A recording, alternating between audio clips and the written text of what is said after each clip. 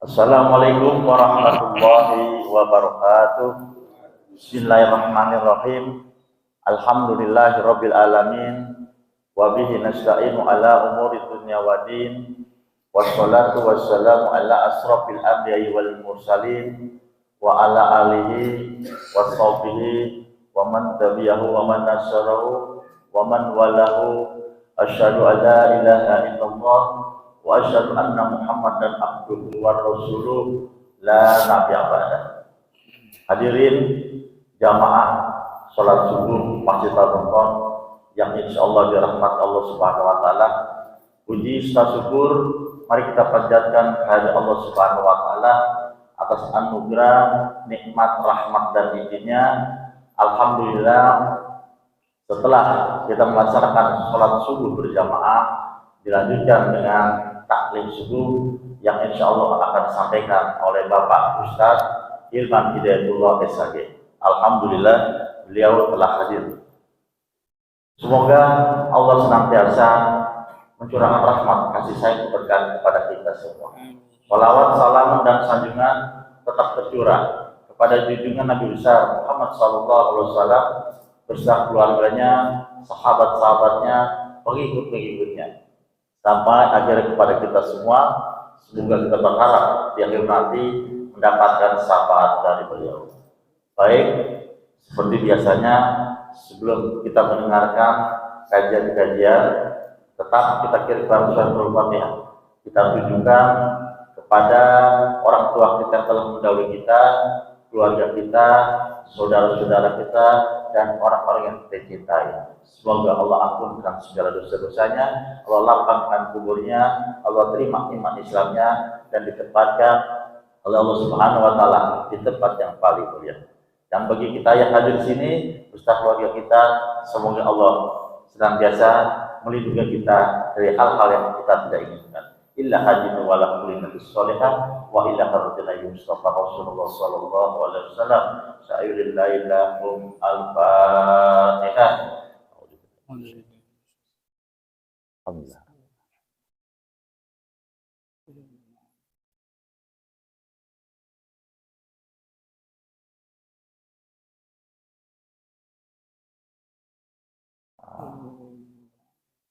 Baik, mari kita bersama-sama dengarkan kajian-kajian. Setelah kita dengarkan, dipersilakan kepada bapak-bapak, ibu-ibu untuk menanyakan hal-hal yang kurang dimengerti atau di luar daripada kajian-kajian pada pagi hari ini. Insya Allah akan terjawab oleh ustaz kita, Bapak Ilman Hidayatullah SHG. Untuk itu kami persilakan.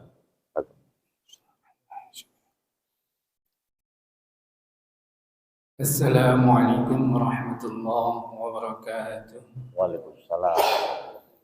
Bismillahirrahmanirrahim.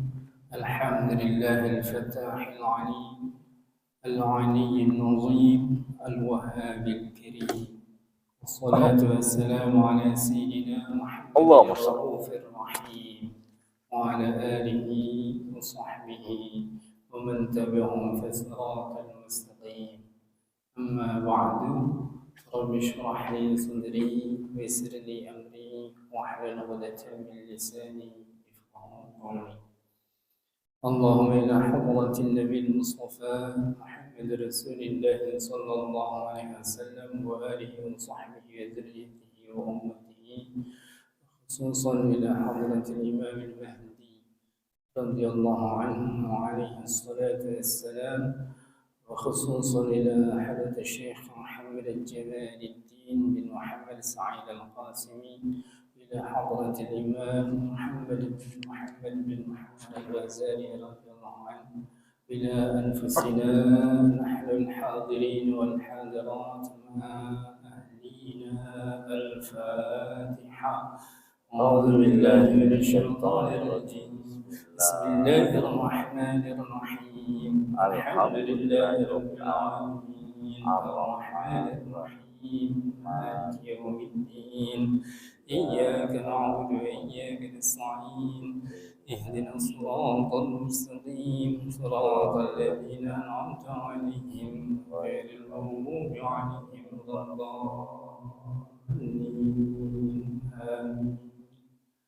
Amin ya Allah Rabbal Alamin. Alhamdulillah, pagi hari ini kita masih diberi kemudahan oleh Allah Subhanahu wa taala untuk melakukan berbagai taatan kepadanya.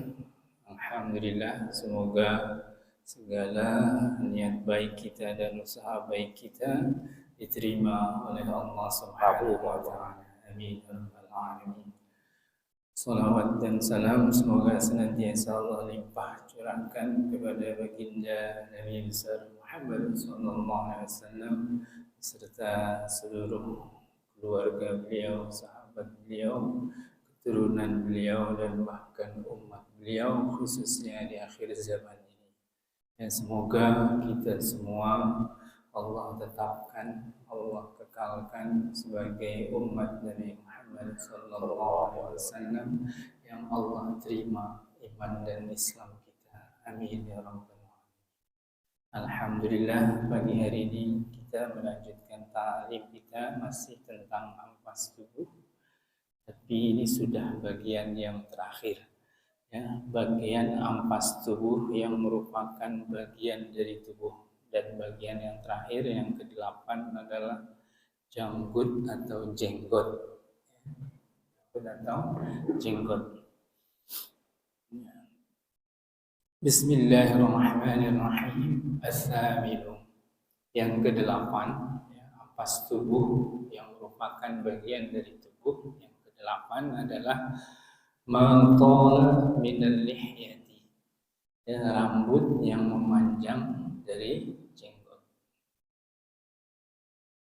Ruwiya an ba'di sahabati wa tabi'ina, telah diriwayatkan dari sebagian sahabat dan tabi'in.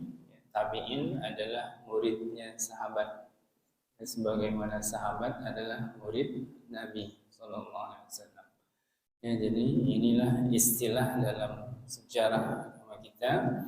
Sahabat secara bahasa artinya teman, tapi ya dalam istilah, ya, agama kita, sahabat itu artinya murid Nabi sallallahu alaihi wasallam, murid langsung, ya, pernah bertemu langsung dengan Nabi.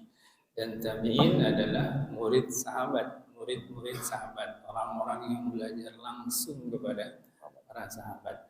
Nah, murid-murid tabi'in disebut tabi'in. Gitu. Kalau mau disebut lagi yang berikutnya ya tabi'in. Berikutnya lagi tabi'in. Tinggal nambahin tabi di depannya. Ya, nah itu salah satu hal yang bisa kita petik adalah bahwa bagaimana kita belajar agama harus langsung kepada guru, sebagaimana sahabat langsung kepada Rasulullah SAW. Dan generasi berikutnya langsung belajar kepada para sahabat yang sudah belajar langsung kepada Rasulullah SAW. Nah, apa yang sudah diriwayatkan dari sebagian sahabat dan tabi'in mengenai jenggot ini? Akhdhu ma zada 'anil qabdati. Ya, memotong jenggot. Ya, memotong jenggot yang melebihi genggaman. Gitu. Yang melebihi genggaman tangan. Jadi kalau ada panjangnya yang melewati genggaman, jadi dipotong. Jadi gitu. Jadi dijaga panjangnya tidak melebihi genggaman. Ini dari sebagian sahabat dan tabi'in. Wa qala akharuna tarkuha 'afiyatan ahabbu.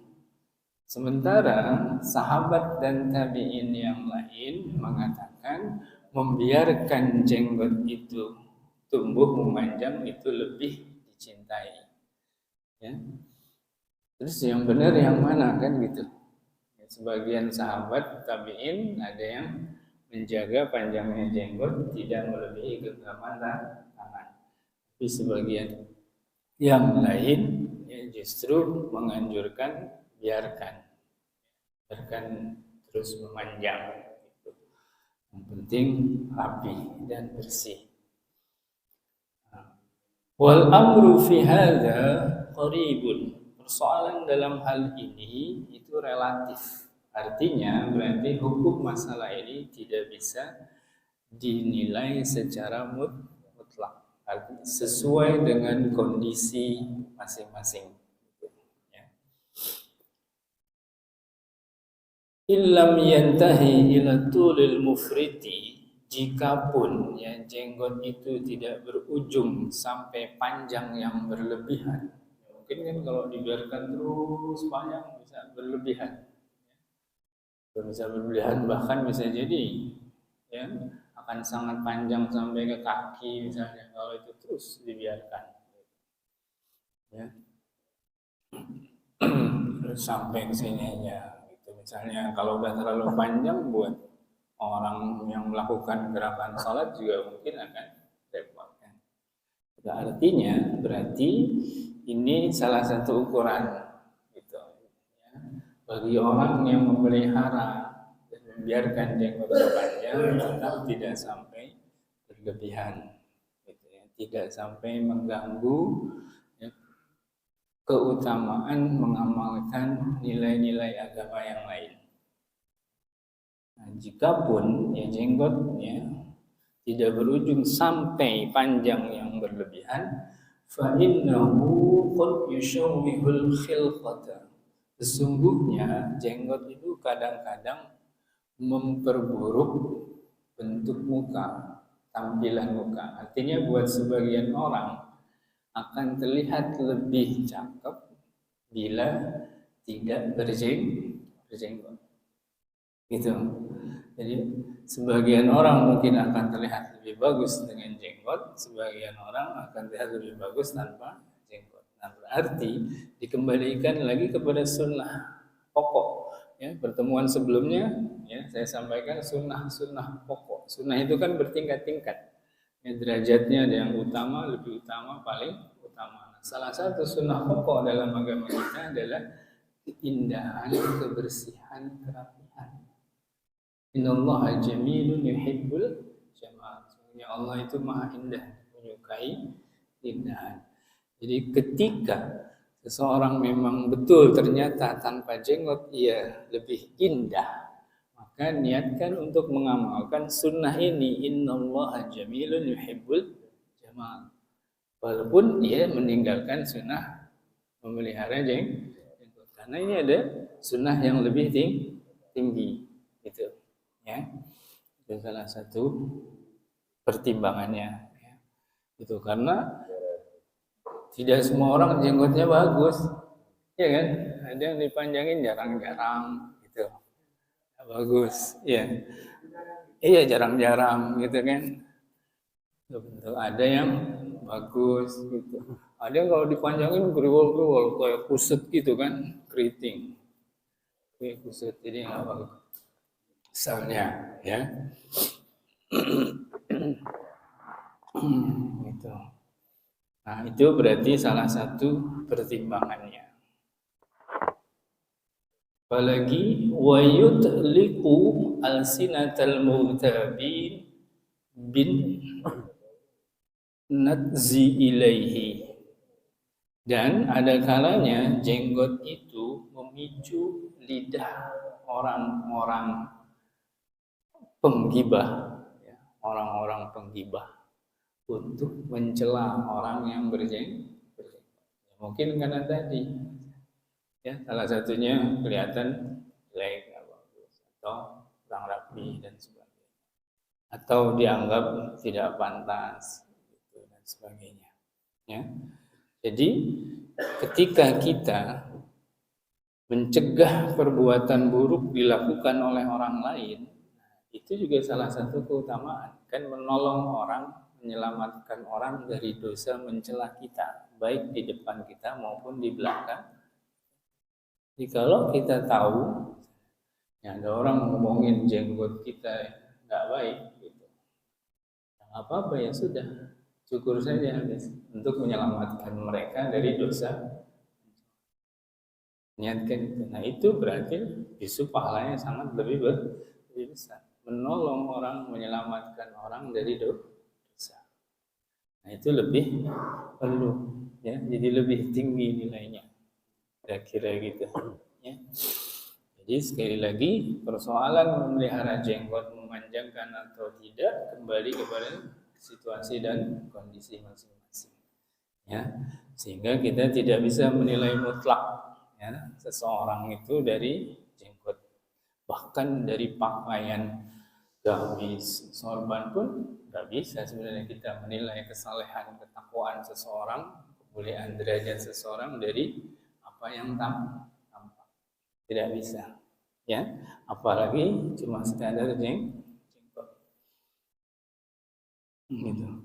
Fala ba'sa bil ihtirazi anhu ala hadhihi niyyah. Maka tidaklah mengapa ia menjaga dirinya ya, itu menjaga orang dari dosa, mencela itu ala hadhihi niyyah dengan niat ini.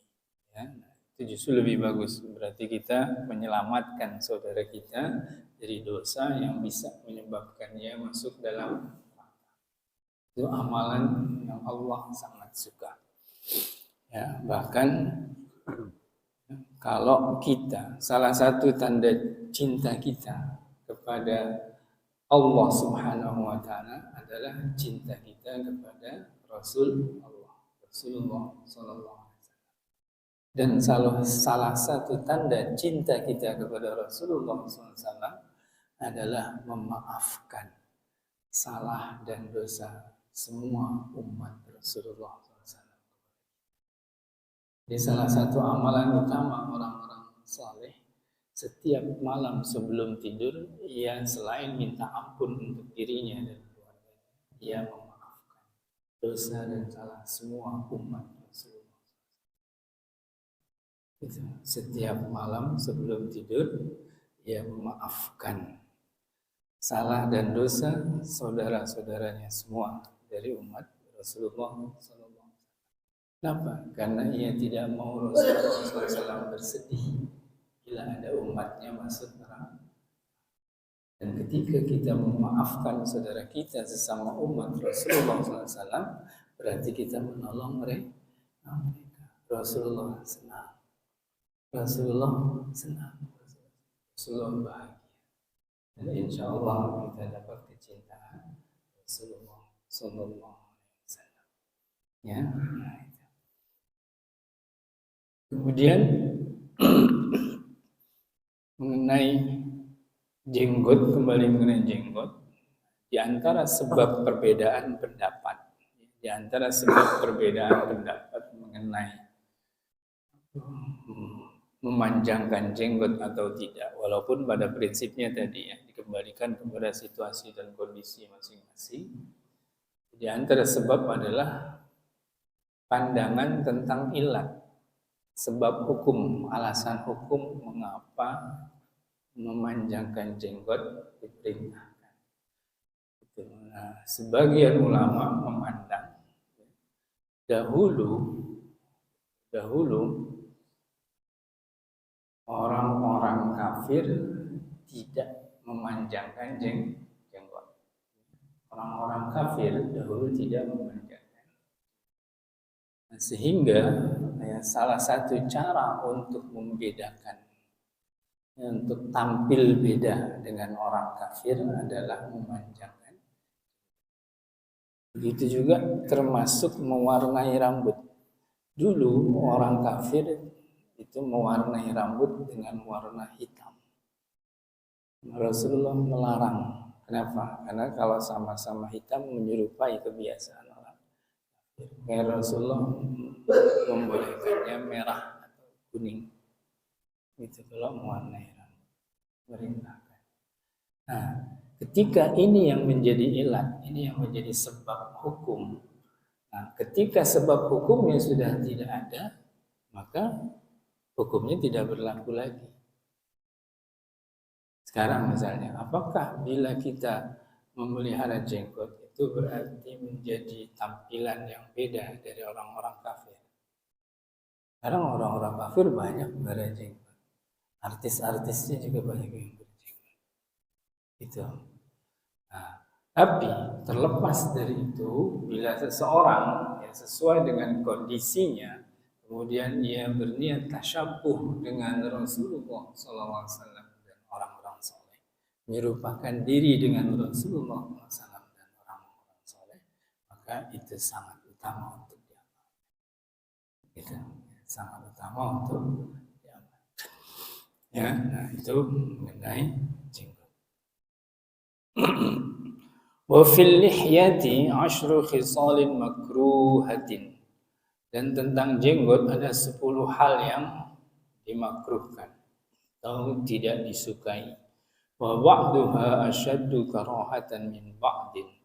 Dan sebagian lebih makruh, artinya tingkat kemakruhannya, tingkat tidak disukainya lebih besar daripada sebagian yang lain. Apa saja? Yang pertama, khidabuha bisawadi, mewarnai jenggot dengan warna hitam. Ya, ini makruh. Kenapa?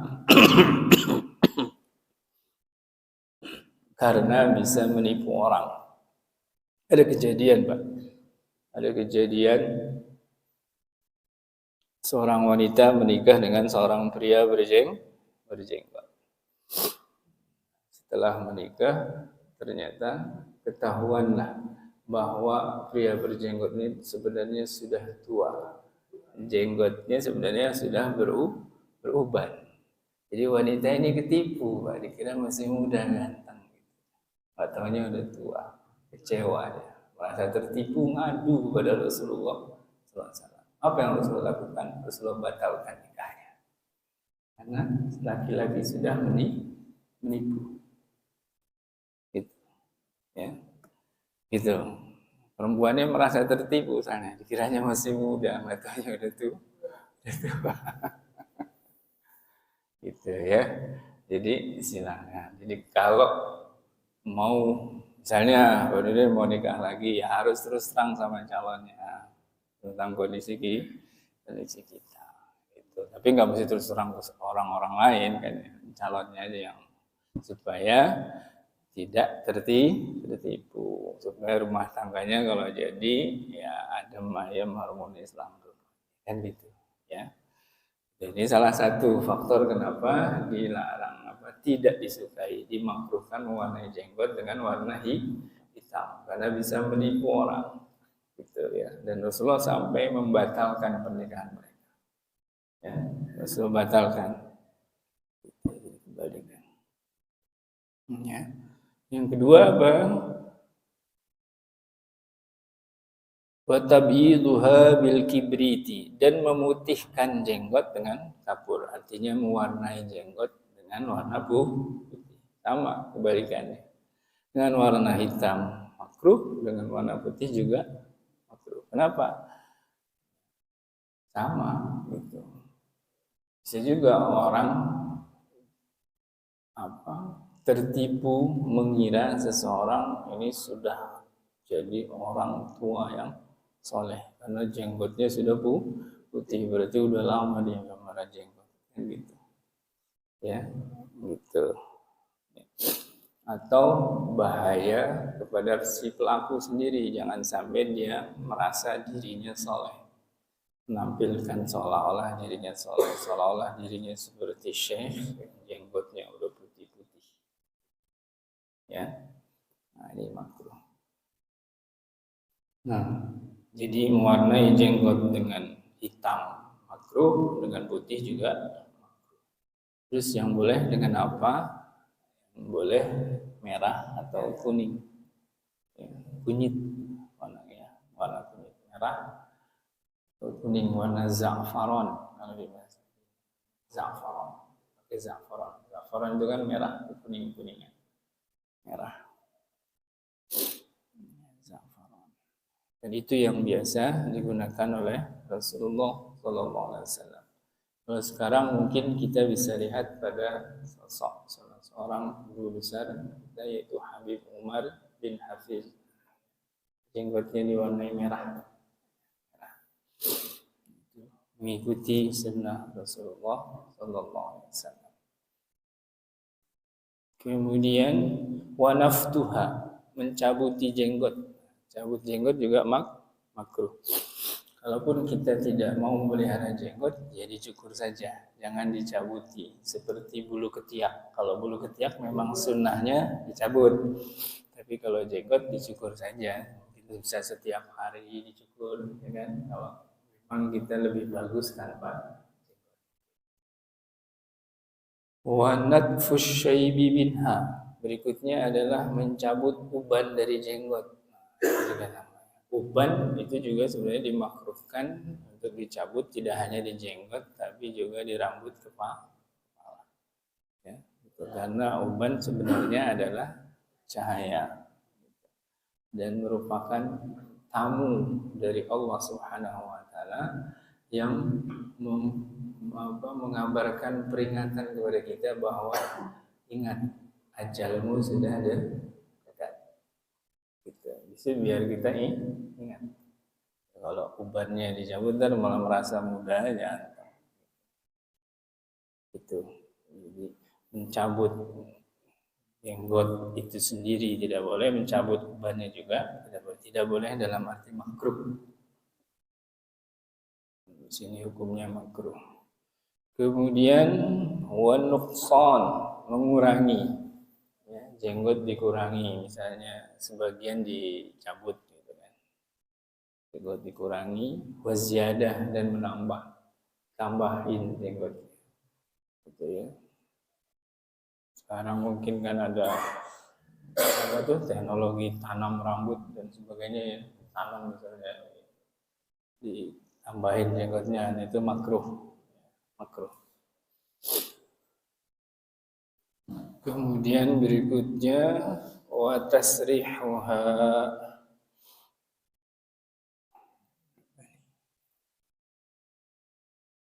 menyisirnya. Menyisirnya artinya dengan dibuat-buat di ajli riya, ya, menyisirnya dengan dibuat-buat sedemikian rupa untuk riya. Gitu, untuk tampil tapi niatnya riya. Tampil indah di mata orang lain biar dipandang keren dan sebagainya. Boleh ya, karena kenapa tadi riya. Watarkuha sya'asatan, dan membiarkan jenggot berantakan. Kalau tadi disisir rapi sedemikian rupa tapi niatnya riya, ya nggak boleh. Kalau niatnya mengamalkan sunnah kerapihan, bagus.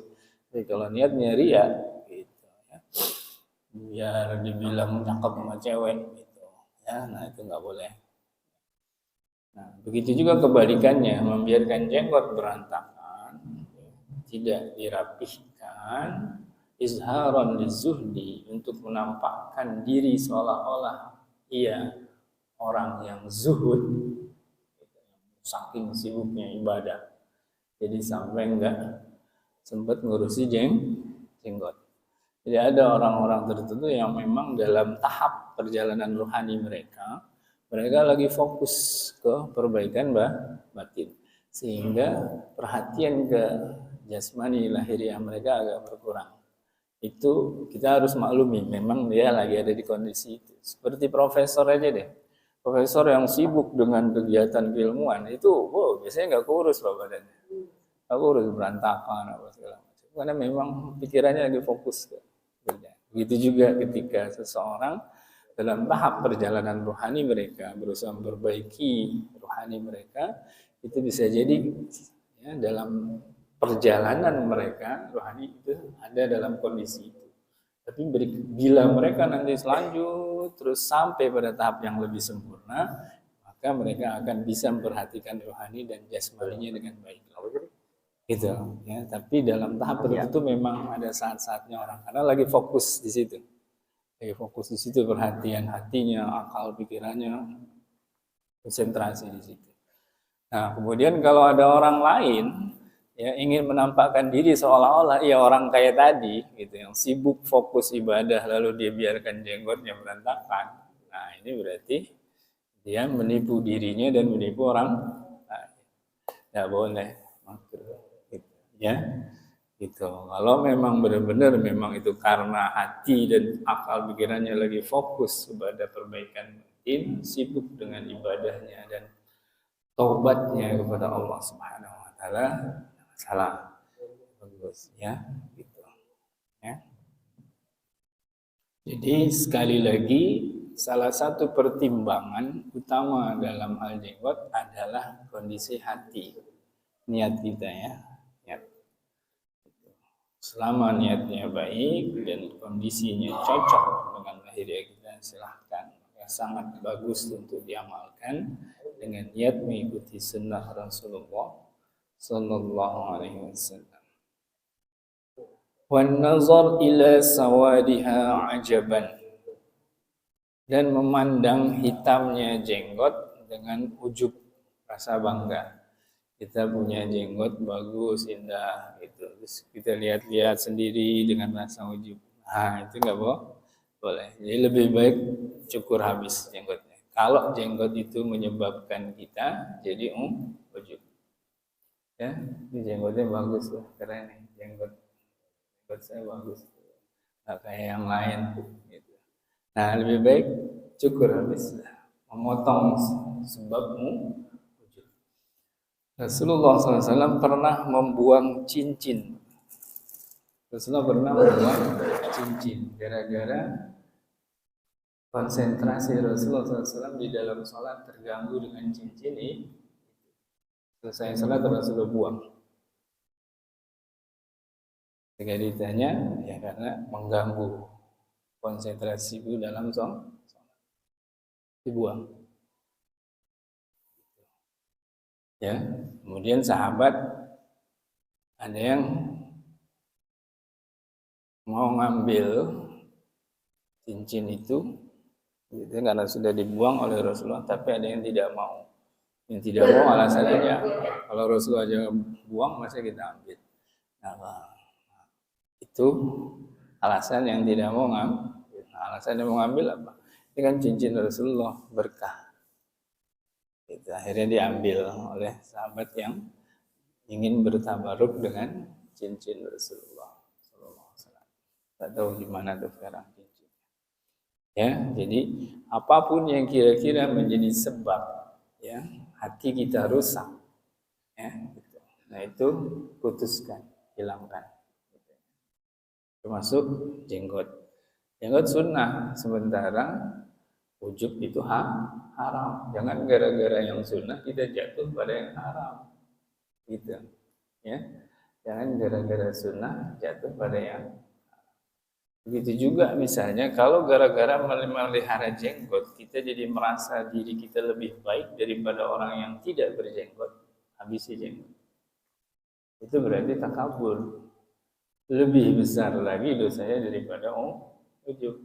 Dan orang yang takabur, setitik takabur haram masuk surga. Jadi jangan gara-gara yang sunnah kita jatuh ke dalam hal haram.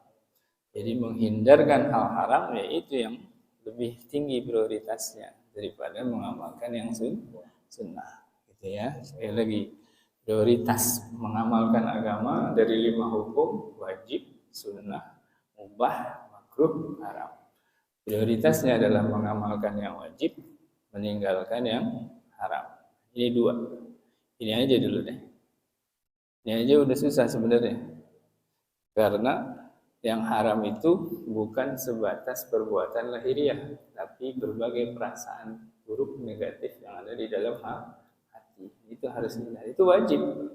Jadi kalau gara-gara sesuatu amal yang sifatnya sunnah, lalu malah menyebabkan hati kita rusak, maka ya sudah, itu tinggalkan dulu sunnah itu. Ya,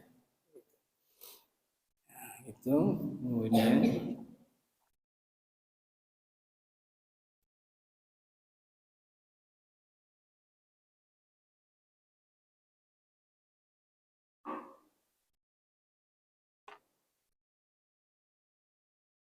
Nah, kalau ini salah satu niat yang boleh adalah menyerupakan diri dengan Rasulullah SAW dan orang-orang soleh ya tadi, dengan catatan kondisi hatinya tetap baik, bagus, terjaga dengan baik. Jangan ada ujub, apalagi takabur. Nah, salah satu terkait dengan ini takabur, ada hadis Rasulullah SAW yang melarang isbal.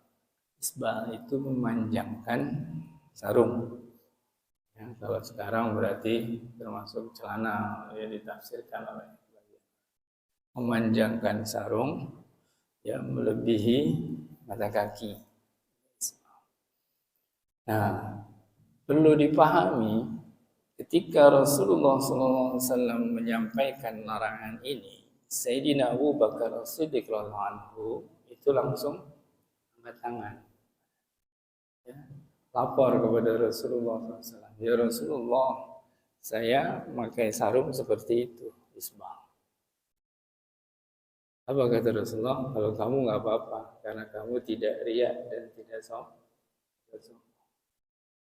Artinya dari sini jelas bahwa ilat larangan itu adalah riya dan sombong. Ketika isbal, ya kita memanjangkan sarung melewati mata kaki bukan karena riya atau sombong, berarti tidak masalah. Justru sebaliknya, kalau kita melakukan isbal, ya, mengangkat sarung atau celana di atas mata kaki, tapi dengan hati yang riya atau sombong merasa lebih baik daripada orang yang isbal, haram. Gitu. Ya. Nah gitu. Saya lagi nggak pakai gamis nih. Kalau lagi pakai gamis mungkin bisa saya contohkan untuk memahami konteksnya. Kalau kita pakai gamis, kan sarung itu ada di dalam gamis. Nah, orang yang punya sarungnya bagus, kemudian sarungnya di dalam gamis, kelihatan nggak sarung bagusnya sama orang lain? Nggak kelihatan. Jadi gimana cara mereka pamer sarung bagusnya, sarung mahalnya yang impor dari luar negeri? Gimana caranya? Sarungnya dipanjangin, melebihi gamis. Kan gamisnya sampai mata kaki. Supaya sarungnya kelihatan, berarti sarungnya harus melewati mata kaki. Itulah larangan Rasulullah Sallallahu Alaihi Wasallam. Ya, jadi kembali ke apa? Kondisi hati. Gitu. Jadi silahkan mau isbal mau tidak, yang penting hati kita dijaga. Silahkan itu mau isbal atau mau tidak, silahkan. Yang penting itu tadi. Ya justru ya jangan sampai gara-gara isbal malah kita jatuh dalam ujub atau takabur. Begitu juga kita yang isbal. Jangan juga sampai hati kita ujub atau takabur. Ya. Nah itu, jadi sekali lagi pertimbangan utama ya dalam mengamalkan sesuatu ya adalah salah satunya kondisi hati kita, terutama untuk mengamalkan hal-hal yang sunnah.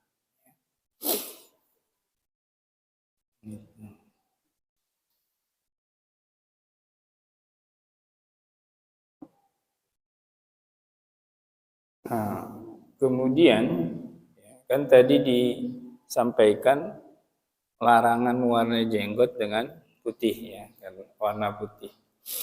Karena tadi juga bisa menipu orang, menampakkan orang yang sebenarnya masih muda, sangat muda. Yang seolah-olah dia sudah tampak seperti syekh yang sudah tua, sudah lama beribadah dan sebagainya. Nah, dalam hal ini ya Umar bin Khattab radhiyallahu anhu, salah satu khalifah di antara khulafaur rasyidin, itu punya kebiasaan yang bisa menjadi pelajaran besar buat kita. Apa? Beliau selalu bertanya kepada sahabat Abdullah bin Abbas radhiyallahu anhu, Ibnu Abbas. Ya, jadi kalau ingin memutuskan sesuatu, Umar bin Khattab anhu yang ketika itu menjadi khalifah selalu bertanya kepada Ibnu Abbas radhiyallahu anhu. Padahal Ibnu Abbas ini masih sangat muda, remaja, masih sangat muda. Apa? Walaupun yang sahabat lain udah ada nih, sahabat-sahabat tua, sahabat-sahabat besar yang tua udah hadir. Ibnu Abbas belum hadir, Ibnu Umar belum berani memutuskan perkara. Ditunggu sahabat muda. Kenapa? Karena ilmunya sesuai dengan doa Rasulullah. Nah, disinilah pelajaran bahwa ya, keilmuan itu tidak terkait dengan umur. Siapapun orang yang memang berilmu, yakni ilmu agama, walaupun muda, berarti patut kita muliakan, kita utamakan. Sebagaimana Umar bin Khattab anhu yang dalam posisi tertinggi kan Pak, negara khalifah, presiden, tetap menunggu untuk mendengarkan seorang sahabat muda. Padahal sahabat tua yang lain udah hadir. Yang muda ini belum datang, ditunggu. Dan sahabat muda ini nggak punya jabatan apa-apa. Tetapi punya ilmu. Nah, inilah pelajaran ya bagi kita untuk betul-betul menghargai ilmu. Karena siapapun yang menghargai ilmu berarti ia menghargai Rasulullah Sallallahu Alaihi Wasallam. Karena ilmu adalah warisan Rasulullah SAW. Al-ulama warasatul anbiya. Jadi niatkan di hati kita memuliakan seorang ulama siapapun itu untuk memuliakan warisan Rasulullah SAW. Muliakan ilmu Allah. Siapapun orangnya. Itu tidak masalah ya. Tapi kalau memang kita tahu ya orang berilmu agama, apa kita hormati, kita muliakan dengan niat. Ya, insya Allah kita pun akan dimuliakan oleh Allah Subhanahu wa Ta'ala. Ya, mungkin demikian dulu taklim biar masih ada waktu untuk jawab. Terima kasih kepada Allah atas kajian pada pagi hari ini. Mungkin dari bapak-bapak ibu yang ingin menanyakan atau berjelas atau di luar dari kajian ini. Untuk sebelah kiri silakan. Tidak ada sebelah tengah, silakan. Haji. Masuk, ayo masuk. Silakan. Pak Jika, selamat datang. Manulir terakhir. Ya,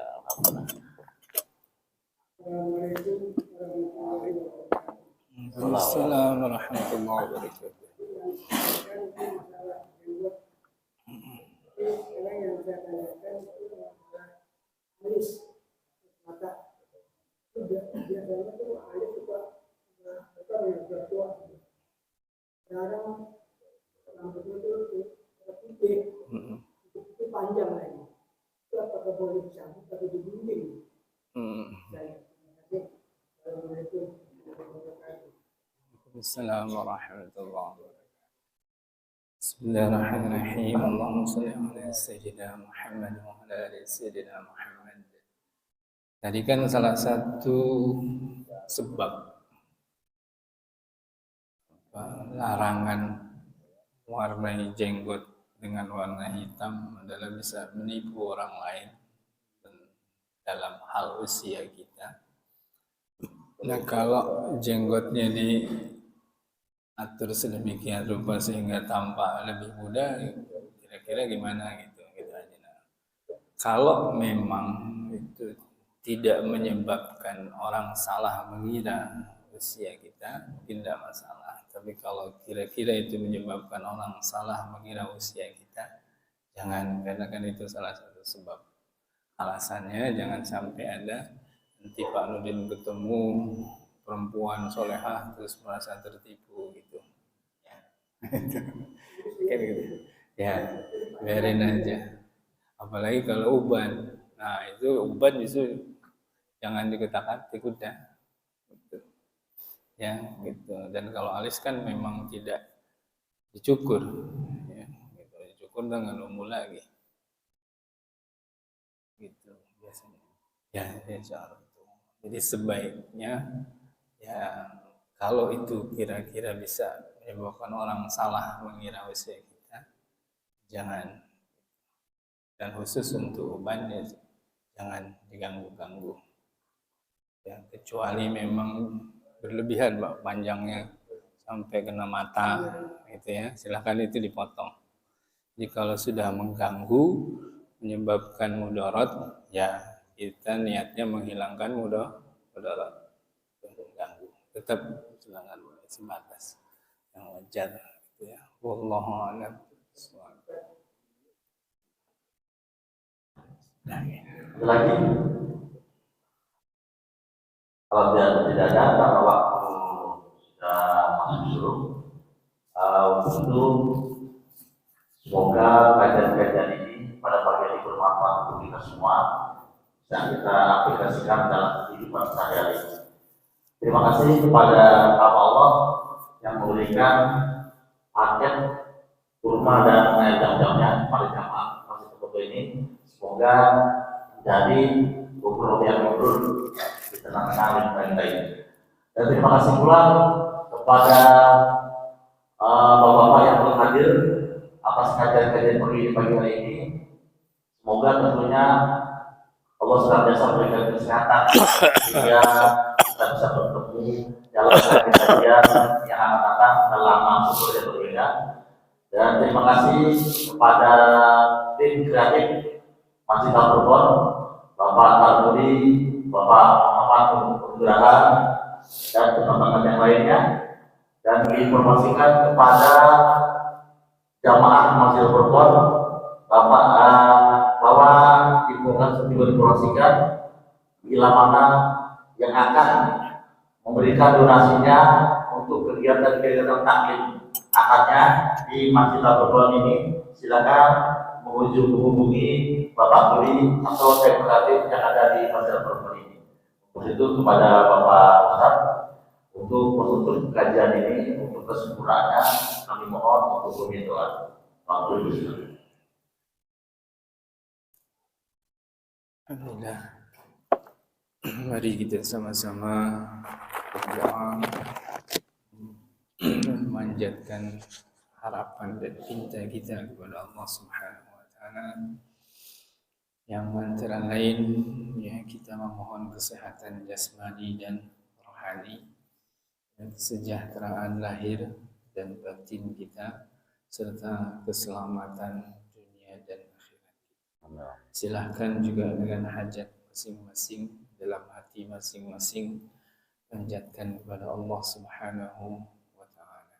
Wa ala hadhihi niyyah wa ala kulli niyyatin salihah wa hadratin nabiy Mustafa Muhammad Rasulullah sallallahu alaihi wasallam wa alihi wa sahbihi wa dzurriyyatihi. Al-Fatihah. أعوذ بالله من الشيطان الرجيم. بسم الله الرحمن الرحيم. الحمد لله رب العالمين الرحمن الرحيم مالك يوم الدين إياك نعبد وإياك نستعين اهدنا الصراط المستقيم صراط الذين أنعمت عليهم غير المغضوب عليهم ولا الضالين. آمين آمين آمين. آمين كريم اغفر لنا يا غفور ارحمنا يا أرحم الراحمين يا أرحم الراحمين يا أرحم الراحمين. آمين. اللهم إنا نعوذ بك من الذلة والقلة ونعوذ بك من الظلم والظلم. اللهم إنا نعوذ بك من علم لا ينفع ومن لا يخشى ومن لا يسمع ومن لا يرفع. اللهم إنا نعوذ بك من الهم والحزن ونعوذ بك من العجز والكسل ونعوذ بك من الجبن والبخل ونعوذ بك من غلبة الدين وقهر الرجال. اللهم ثبتنا على الإسلام وثبتنا على الإيمان وثبتنا على الإحسان من دار الدنيا إلى دار الآخرة. اللهم يا غني حميد وبديع معيد رحيم ودود اغننا بحلالك عن حرامك وطاعتك عن معصيتك وبفضلك عمن سواك اللهم أعنا على ذكرك آمين. وشكرك وحسن عبادتك ربنا آتنا من لدنك آمين آمين يا الله. وهيئ لنا من أمرنا رشدا آمين ربنا آتنا في الدنيا آمين. حسنة آمين يا وفي الله. الآخرة حسنة آمين يا وقنا الله. عذاب النار صلى الله على سيدنا محمد اللهم. وعلى آله وصحبه آمين. وبارك وسلم سبحان ربك رب العزة عما يصفون وسلام على المرسلين Walhamdulillahi rabbil alamin. alamin. Terima kasih kepada Bapak Ustadz atas kaji-kajiannya pada pagi hari ini, dan terima kasih pula doa-doanya. Semoga doa kita pada pagi hari ini dijabah oleh Subhanahu wa taala.